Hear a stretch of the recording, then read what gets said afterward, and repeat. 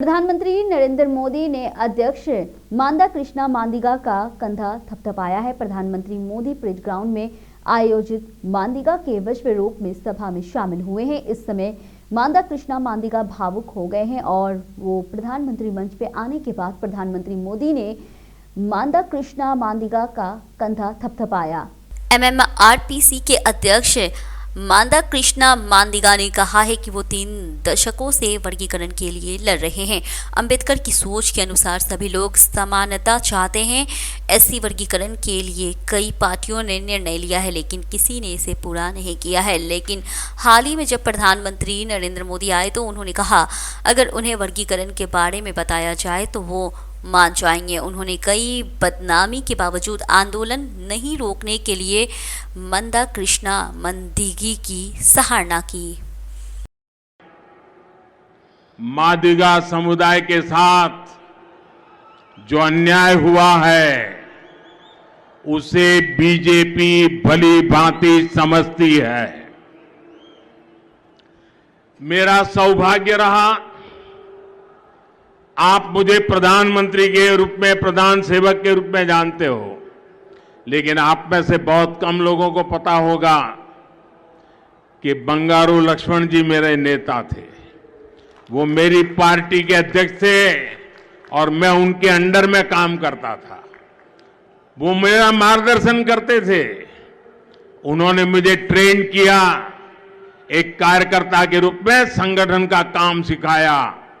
मेरे लिए गर्व की बात है कि मैं बंगारू लक्ष्मण के साथ उनके हाथ नीचे काम करने वाला कार्यकर्ता रहा हूं, इसलिए आपको भली भांति जानता। प्रथम केंद्रीय शिक्षा मंत्री एवं स्वतंत्रता सेनानी स्वर्गीय मौलाना अब्दुल कलाम आजाद की जयंती समारोह मलकपेट स्थित आजमपुरा बीआरएस कार्यालय में आयोजित की गई है। वहीं गृह मंत्री महमूद अली ने उनके चित्रपट पे पुष्पांजलि अर्पित की। गृह मंत्री ने कहा संयुक्त राज्य में बिजली और पानी पीने की गंभीर समस्याएं थी और अब तेलंगाना आने के बाद मिशन भागीरथ के माध्यम से पीने का पानी उपलब्ध कराया जा रहा है। केसीआर के शासनकाल में शहर में कोई सांप्रदायिक झड़प नहीं हुई है। शहर में कई विकास कार्यक्रम आयोजित किए गए हैं। वहीं कार्यक्रम में विधानसभा क्षेत्र बीआरएस प्रभारी आजम अली व अन्य शामिल हुए। ओबीसी मोर्चा के राष्ट्रीय अध्यक्ष डॉक्टर के लक्ष्मण ने आरोप लगाया है कि पिछले 9 साल के बीआरएस शासन के दौरान मुशीराबाद निर्वाचन क्षेत्र में कोई विकास नहीं हुआ है। वहीं लक्ष्मण ने झंडा लहराकर मुशीराबाद बीजेपी चुनाव अभियान की शुरुआत की।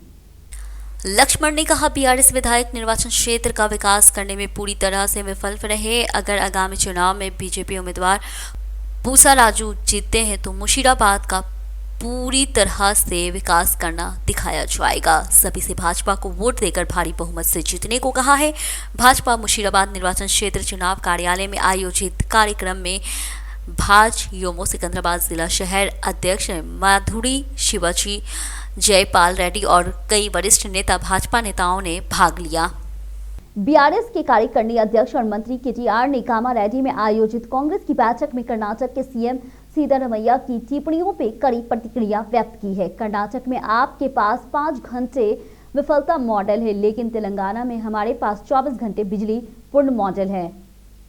10 साल के शासन के बाद सीएम केसीआर के प्रति लोग का प्यार आदिलाबाद से आलमपुर तक बह रहा है और उन्होंने कर्नाटक सरकार की आलोचना की, जिसे सत्ता में संभालने की 6 महीने बाद भी भयंकर विरोध का सामना करना पड़ रहा है। उन्होंने साहसपूर्वक उत्तर दिया है कि कर्नाटक नहीं है कि उन लोगों पर विश्वास किया जाए जिन्होंने चुनाव में किए गए 5 वादों के लिए वोट दिया था और झूठ फैलाने के लिए तेलंगाना आए। वहीं केटीआर ने पूछा कि यदि आप तेलंगाना में आते हैं और घोषणा करते हैं कि आप कम से कम कर्नाटक में राशन नहीं दे सकते तो आप किस पर भरोसा करेंगे। यदि स्वतंत्र भारत के 75 वर्षों में बीसी अभी भी पीछे है तो ये सब कांग्रेस की गलती है। उन्होंने कहा कि अगर कर्नाटक में दोबारा चुनाव होता है तो लोग विफल कांग्रेस सरकार को जारी रखने के लिए तैयार है। वहीं केटीआर ने ट्वीट किया कि आपको भरोसा करने और धोखा देने की उचित सबक सिखाया जाना चाहिए। बीआरएस सिकंदराबाद संसदीय क्षेत्र प्रभारी तालासानी साईं किरण यादव ने कहा है कि सरकार इस महीने की 14 तारीख को मुशीराबाद शहर में होने वाले उत्सव का आधिकारिक तौर पे आयोजन करेगी। वहीं मुशीराबाद के संतार बाग में आयोजित समारोह में एडला हरिबाबू यादव हरियाणा राज्य में हल लेकर आए थे। सीएम केसीआर और मंत्री केटीआर यादव जाति की मूर्ति का सम्मान करके और समारोह का भव्य तरीके से आयोजित करने के यादव के साथ खड़े हैं। उन्होंने सवाल उठाया, एडला हरिबाबू यादव यादवों के बीच एकता को बढ़ावा देने के लिए हर साल महोत्सव का आयोजन कर यादवों को ब्रांड एम्बेसडर बन गए हैं। बिना किसी खर्च के महोत्सव के आयोजन के लिए हरियाणा व पंजाब राज्य से विशेष वाहनों में हल मंगाए गए थे। महेश्वरम निर्वाचन क्षेत्र से बसपा पार्टी के विधायक और उम्मीदवार मनोहर रेड्डी ने प्रचार रथ शुरू किया है। वहीं महेश्वरम निर्वाचन क्षेत्र के बसपा उम्मीदवार कोटा मनोहर रेड्डी ने कहा है कि उन्हें लोगों की इच्छा के अनुसार निर्वाचन क्षेत्र को हर तरह से विकसित करने का एक मौका देना चाहिए। मीरपेट नगर निगम ने गडप्पा अभियान चलाया है। उन्होंने निवासियों से अपील की है कि वे गरीब लोगों के लिए, उनकी सेवा गतिविधियों के लिए उन्हें आशीर्वाद दें और हाथी चुनाव चिन्ह के लिए वोट करें। मनोहर रेड्डी ने सुझाव दिया, जब चुनाव आएगा जिन्होंने लोगों के लिए कुछ नहीं किया वे आएंगे और गपशप करके वोट मांगेंगे, इसलिए ऐसे लोगों से सतर्क रहें। मंत्री हरीश राव ने पूछा कि अगर कर्नाटक में लोग हर दिन आत्महत्या कर रहे हैं तो वहां के नेता तेलंगाना में वोट क्यों मांग रहे हैं। तेलंगाना विधानसभा चुनाव के लिए प्रचार करने पर कर्नाटक के सीएम सिद्धारमैया और deputy CM DK Shivakumar की आलोचना की। हरीश राव ने कहा है कि क्या देखकर कांग्रेस को वोट करना चाहिए। डीके शिव कुमार ने खुद माना कि उनके राज्य में सिर्फ 5 घंटे बिजली जाती है। तुम्हारा घर अच्छी स्थिति में नहीं है, यहाँ आकर हमें नीति क्यों बता रहे हैं। हरीश राव ने कहा है, अगर कांग्रेस जीतती है तो सारा षड्यंत्र दिल्ली और कर्नाटक में होगा। उस पार्टी में टिकट चाहिए तो दिल्ली आना होगा, पैसा चाहिए तो कर्नाटक आना होगा और प्रचार के लिए नेताओं को दूसरे राज्यों से आना होगा। वहीं उन्होंने सवाल किया है कि क्या ये कांग्रेस पार्टी कृष्णा जल और आईटी विवाद के मामले में कर्नाटक सरकार को संबोधित करने के लिए तेलंगाना के अधिकारियों की रक्षा कर सकती है। राज्य में ब्रिजेश ट्रिब्यूनल पंचायत है। उन्होंने सवाल किया, इसमें कांग्रेस पार्टी के नेता किस पक्ष में होंगे। वहीं तेलंगाना के हितों की रक्षा कर सकते हैं और तेलंगाना की सुरक्षा केवल केसीआर के कारण ही संभव होगी। कांग्रेस पार्टी अभियान समिति के अध्यक्ष मधु याशिकी गौड़ ने आलोचना की है कि उन्होंने पूछा, क्या तालासानी के बेटों को यादव जाति की बजाय राजनीति करनी चाहिए। तालासानी केसीआर के हाथ का गुलाम बन गए हैं और उन्हें नौकरी से निकाल दिया गया है। वह सिर चढ़कर बोल रहे हैं। मधु याशिकी गौड़ ने झूठे वादे करने वाले तालासानी की सनत नगर में हराने की कसम खाई है। उन्होंने आरोप लगाया, कविता ने जागी कीर्त के नाम पे अवैध रूप से करोड़ों रुपए कमाए हैं। जिन स्थानों को इनकी जांच करनी है वे इसकी उपेक्षा कर रहे हैं। लोग देख रहे हैं कि बीजेपी और पीआरएस एक ही है। अगले 20 दिनों में तेलंगाना राज्य में दोनों पार्टियों को पतन तय है। वहीं पीआरएस सरकारी संपत्तियों पे विज्ञापन कैसे देता है। सरकारी भवनों पर पीआरएस वॉल पोस्टर लगाए जा रहे हैं। वे इस पर ईसी सुमोटो के तौर पर मामला दर्ज करना चाहते हैं। टीपीसीसी अध्यक्ष रेवंत रेड्डी की मौजूदगी में बड़ी संख्या में अन्य पार्टी के नेता और कार्यकर्ता कांग्रेस पार्टी में शामिल हो गए हैं। वहीं वारंगल पूर्व, राजेंद्र नगर और चवेला निर्वाचन क्षेत्रों से कई लोग कांग्रेस में शामिल हुए। वारंगल पूर्व निर्वाचन क्षेत्र के नगर सेवक नरेंद्र, पूर्व नगर सेवक पद्मा वसुंधरा, श्रीनिवास लक्ष्मण, पूर्व प्रसन्ना, पीएसी अध्यक्ष जनार्दन, पैक्स उपाध्यक्ष सादानंदम, मार्केट कमेटी के निदेशक वेणु रामकृष्णा, श्रीधर गौर, प्रवीण, सतीश और अन्य नेता कांग्रेस में शामिल हुए हैं। वहीं राजेंद्र नगर निर्वाचन क्षेत्र की पूर्व एमपीपी एलिया, एमपीटीसी गौतमी अशोक, संगीता सिद्धेश्वर, सरपंच चंद्रशेखर, उप सरपंच महेश महेंद्र, सुरेश नाइक, वार्ड सदस्य मैनैया, भीषपति यादव और मणिकोंडा पार्षद लावण्या, नरेश, पूर्व सरपंच जय हिंदराव और मार्केट कमेटी के निदेशक साई रेड्डी और अन्य नेताओं को रेवंत रेड्डी द्वारा जुबली हिल्स निवास पर कांग्रेस पार्टी में शामिल हो गए हैं। भाजपा सांसद डॉक्टर के लक्ष्मण ने आलोचना की है कि कांग्रेस पार्टी द्वारा घोषित बीसी घोषणा पत्र में कुछ भी नहीं है। ये नई बोतल में पुराना शराब डाल दिया गया।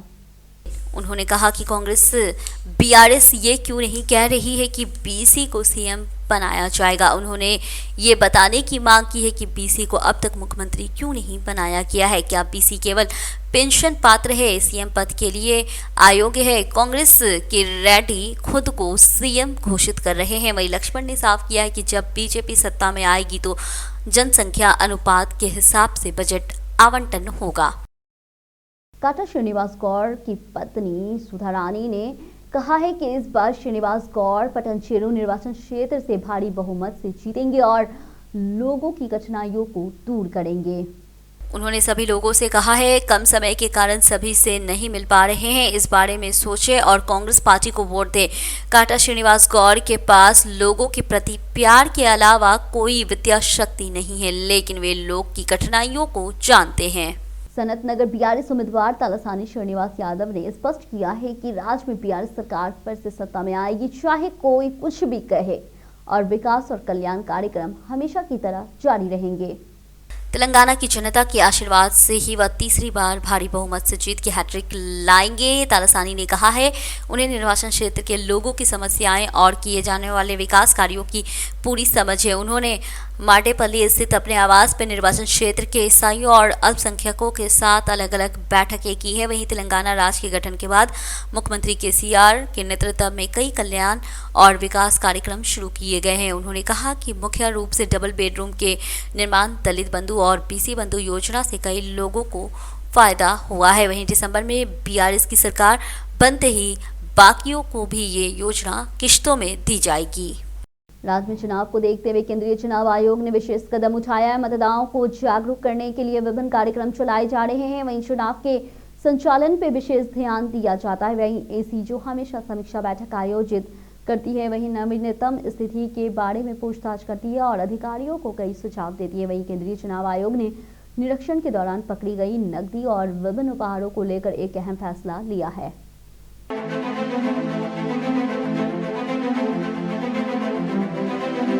केंद्रीय चुनाव आयोग ने तेलंगाना राज्य चुनावी पर विशेष ध्यान दिया है। चुनाव आयोग का मानना है कि वर्तमान में रखे गए नोटों के बंडलों के मामले में उनकी रणनीति के कुछ परिणाम सामने आए हैं। उसने अगले महीने में अपनी पकड़ और मजबूत करने का फैसला किया है। चुनाव के लिए त्रिस्तरीय रणनीति लागू करने का योजना तैयार किया जा रहा है। 1 महीने के लिए परिवर्तन एजेंसियों को तैनात किया गया है। वहीं केंद्रीय बलों का पहला जत्था भी राज्य में पहुंच चुका है। बड़ी संख्या में नियमित को बलों की भी तैनाती की जाएगी। पिछले 2 हफ्तों में अधिकारी ने राज्य में करीब 350 करोड़ रुपए की नकदी, सोना और शराब जब्त की है। प्रावधान की मजबूती करने का निर्णय लिया गया है क्योंकि आने वाले दिनों में धन की अधिक से अधिक उपयोग किया जाएगा। मौजूदा खुफिया ताकत को 2 गुना करने का फैसला किया गया।